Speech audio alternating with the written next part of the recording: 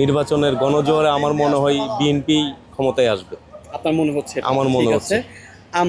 যদি বিএনপি ক্ষমতায় আসে, বিএনপি ক্ষমতায় আসার পরে সর্বপ্রথম বিএনপি কোন কাজটা করতে পারবে বলে আপনি মনে করেন? আপনার প্রত্যাশা কি? বিএনপির যেই এখন বর্তমান যে বিএনপির ভাইস প্রেসিডেন্ট, বিএনপির যে চেয়ারম্যান জনাব তারেক রহমান, উনি বাংলাদেশের জনগণকে যে আশ্বাস, যেভাবে ফ্যামিলি কার্ড বা আপনার আদার্স যে উন্নয়নের যেই অবকাঠামোগুলো তারেক রহমান প্রত্যেকটা জনসভায় যেগুলো বলতেছে জনগণকে, আমার মনে হয় তারেক রহমানকে আমরা এবার নির্বাচনে জয়যুক্ত করে, বিপুল ভোটে জয়যুক্ত করে তারেক রহমানের হাতে দেশটা দিলে আমার মনে হয়, ব্যক্তিগতভাবে আমি মনে করি ওনার দরকার।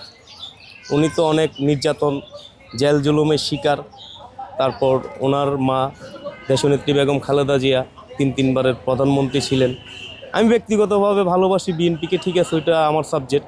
তবে আমি মনে করি প্রত্যেকটা নাগরিকের অন্তত তারেক রহমানের হাতকে একবার শক্তিশালী করে দেওয়ার দরকার। এটা ওনার দরকার নাকি রাষ্ট্রের দরকার? রাষ্ট্রের দরকার, আমাদেরও দরকার, জনগণেরও দরকার।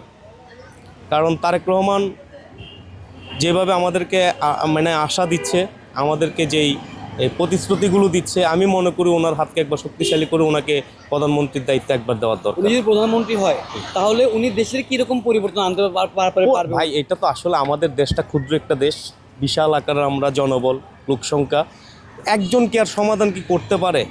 আমরা নিজের থেকেও পরিবর্তন হতে হবে, আমাদেরকেও পরিবর্তন হতে হবে। সময় সাপেক্ষে তিল করে যে কোনো একটা জিনিস তো আর একদিনে করা সম্ভব না। তবে আমার মনে হয় 70% কাজ, উনি যদি 100% বলে থাকে, 70% কাজ মোটামুটি ওনার 5 বছর ক্ষমতায় আমরা দেখতে পারবো।